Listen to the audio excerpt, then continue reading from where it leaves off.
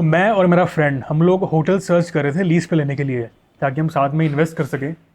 और last month हमारे पास एक डील आई थी ऋषिकेश में। ऋषिकेश एक अच्छी जगह है, बूम कर रही है, तो हमने सोचा कि देख सकते हैं। और प्रॉपर्टी भी अच्छी थी। 40 रूम्स की प्रॉपर्टी थी, इसमें रूफ टॉप रेस्टोरेंट था, कॉन्फ्रेंस एरिया था, पार्किंग थी। तो हमने कहा प्रॉपर्टी अच्छी लग रही है, चलो बात करके देखते हैं। तो जब हमारी बात स्टार्ट हुई एक डेढ़ महीने पहले, और फिर लास्ट वीक की बात है कि हमारी डील कैंसिल हो गई। तो पिछले एक दो महीने में जो भी हमारी नेगोशिएशन चली, जो भी हमारी बात चली, कहाँ पे इश्यूज़ आए, कहाँ पे प्रॉब्लम हुई, और कैसे हम लोग बातचीत स्टार्ट करते हैं और क्या चीज़ देखते हैं, उसका मैं एक एक्सपीरियंस आपके साथ शेयर करता हूँ, ताकि जो लोग इस लाइन में आना चाहते हैं, जो प्रॉपर्टी लीज़ पे लेने का देख रहे हैं, वो रिलेट कर पाएंगे इससे ज़्यादा। तो प्रॉपर्टी लेने के लिए जब बात स्टार्ट हुई, तो ओनर ने सबसे पहले बात की रेंट की। तो रेंट उन्होंने बोला कि 15 लाख रुपीज़ पर मंथ।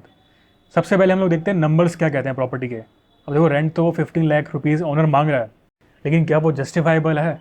तो हमने प्रॉपर्टी ओनर से पूछा कि लास्ट ईयर का पूरा आप डाटा दे दो हमें, कि आपका एवरेज रूम रेट क्या रहा है, आपके जितने भी रेवेन्यू रहा है, अलग अलग स्ट्रीम, चाहे वो ओटीज़ हैं, B2B है, डायरेक्ट है, कहाँ कहाँ से रेवेन्यू आपके पास आ रहा है, किस प्राइस पे आ रहा है, क्या आपके कॉस्ट हैं, इलेक्ट्रिसिटी मेंटेनेंस कहाँ पे एक्सपेंस हो रहे हैं। तो क्या जो प्रॉपर्टी जो रेवेन्यू करेगी, ये इतना रेंट निकाल भी पाएगी? उनके पास कोई नंबर्स ही नहीं थे। उन्होंने रीज़न दिया कि जो कंपनी लास्ट टाइम लीज़ पे चला रही थी, उनके पास डेटा था, और वो कंपनी जा चुकी है, तो उनके पास कोई डेटा नहीं है। तो हमने बोला कोई बात नहीं, हम लोग खुद ही अपना सर्वे कर लेते हैं।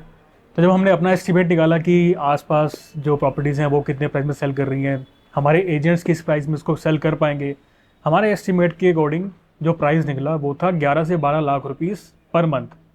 हमने ओनर को क्लियरली बोला कि देखो, ये आपका ट्रेंड है प्रॉपर्टी का, आसपास के जो कंपटीशन है ये है, आपके एरिया में ये रेट है, तो इससे ज़्यादा प्रॉपर्टी नहीं कर पाएगी अभी करंट सिचुएशन में। तो अभी जो करंट सिचुएशन का रेट बनता है वो बनता है 11 से 12 लाख रुपीज़ पर मंथ। अगर आप इस पे एग्री होते हो तो आप हमें बता देना, हम लोग फिर बात कर लेंगे।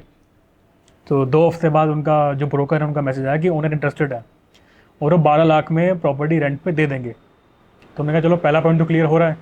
सेकंड, हम बात चलते हैं ओनर के ऊपर। अब जब भी ओनर के साथ नेगोशिएशन होती है, तो नेगोशिएशन के टाइम में पता चलता है कि ओनर की पर्सनैलिटी क्या है। क्योंकि यहाँ पे प्रॉपर्टी का जितना अच्छा होना इंपॉर्टेंट है, उतना ही अच्छा होना ओनर का भी इम्पॉर्टेंट है।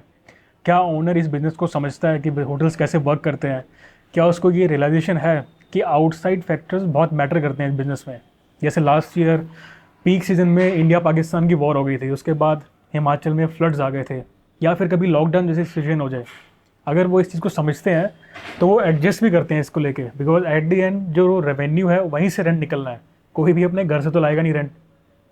तो जब हमारी नेगोशिएशन स्टार्ट हुई, और हमने बोला कि 12 लाख पे रेंट पे हम एग्री हैं, उसके बाद जब बात हुई सिक्योरिटी की, नॉर्मली 3 से 5 महीने की सिक्योरिटी होती है, स्टैंडर्ड है जो हर जगह। उन्होंने बोला कि 1 CR की सिक्योरिटी चाहिए। तो ये जो सिक्योरिटी है ये 8 महीने से भी ऊपर जा रही थी। तो हमने बोला कि ऐसा तो चलेगा नहीं कि हम आपको सिक्योरिटी भी दें इतनी ज़्यादा, अपना कैपिटल लॉक भी करें, और हर महीने रेंट भी दें।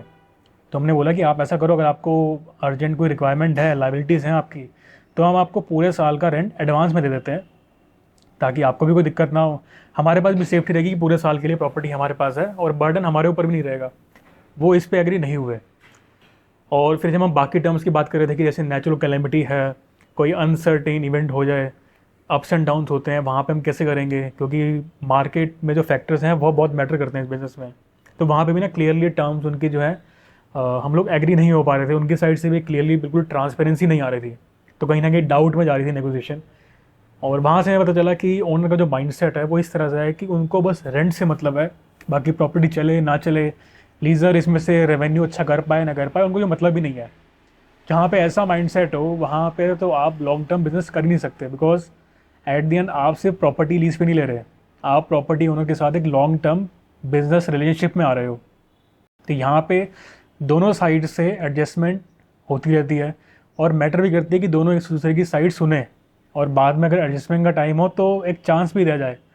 तो यहाँ पे हमें वो चीज़ नहीं दिख रही थी, बहुत बड़ा रेड फ्लैग लग रहा था। तो हमने सोचा कि ओनर तो अच्छा नहीं है, तो हम आगे कंटिन्यू नहीं कर सकते। थर्ड, हमने कहा चलो एक बार चेक कर लेते हैं प्रॉपर्टी को। तो हमने देखा कि प्रॉपर्टी में पोटेंशियल है या नहीं है। अगर वो प्रॉपर्टी ओनर 12 लाख रेंट मांग रहा है और 1 लाख से 1 CR की सिक्योरिटी मांग रहा है, तो क्या हम इसको जस्टिफाई कर सकते हैं पोटेंशियल? बिकॉज कई बार क्या होता है, जो प्रॉपर्टी 20 लाख का रेवेन्यू कर रही है पर मंथ का, वो 30 लाख का भी कर सकती है, डिपेंडिंग ऑन कि उस प्रॉपर्टी में और क्या वैल्यू हम लोग ऐड कर सकते हैं, कितना प्राइस हम लोग हायर चार्ज कर सकते हैं, क्या एमिनिटीज़ या वैल्यू ऐड करके। लेकिन जब मैंने प्रॉपर्टी देखी, तो उस प्रॉपर्टी में ज़्यादा वैल्यू ऐड करने का था नहीं। पार्किंग जो है वो छोटी थी, वहाँ पे इशू आते लोगों को। रूफ टॉप एरिया भी इतना बड़ा नहीं था, कॉन्फ्रेंस हॉल छोटा सा था, ज़्यादा एक्सपीरियंस ऐड करने के लिए हमारे पास था नहीं। तो हमने फिर उनको लास्ट में ऑफ़र दिया कि अगर आप 11 लाख रुपीज़ पर मंथ में बांधते हो और 4 महीने की हम सिक्योरिटी देंगे तो ही हम आगे बढ़ पाएंगे, वरना हम आगे नहीं बढ़ पाएंगे। और लास्ट वीक ही हमारा उनका फाइनल डिसीजन हुआ कि हम लोग आगे नहीं कर सकते हैं। और वो अच्छा ही हुआ, बिकॉज इतना कैपिटल लॉक करने से अच्छा है, इतना आप अगर रेंट आप दे ही रहे हो, अगर वो जस्टिफाइबल नहीं लग रहा तो 1-2 साल की मेहनत तो आपकी वेस्ट ही होगी। आप प्रॉफिट तो नहीं कमा पाओगे, लेकिन ऊपर से आपका टाइम भी वेस्ट होगा। इससे अच्छा है कि आप गलत डील से अच्छा है कि थोड़ा और टाइम ले लो, भले ही हमें 1 साल और लग जाए, तो अच्छी डील लेने के लिए हम वो ज़्यादा प्रेफर करेंगे। तो इसलिए वो डील हमारे आगे नहीं बढ़ पाई, और ऐसे ही हम लोग और भी प्रॉपर्टीज़ ढूंढते रहते हैं। तो ये था मेरा एक्सपीरियंस। बाकी मैं बिजनेसेस बिल्ड कर रहा हूँ हॉस्पिटलिटी सेक्टर में, और अपना एक्सपीरियंस शेयर करता रहूँगा। My name is Tushar. मिलते हैं नेक्स्ट वीडियो में।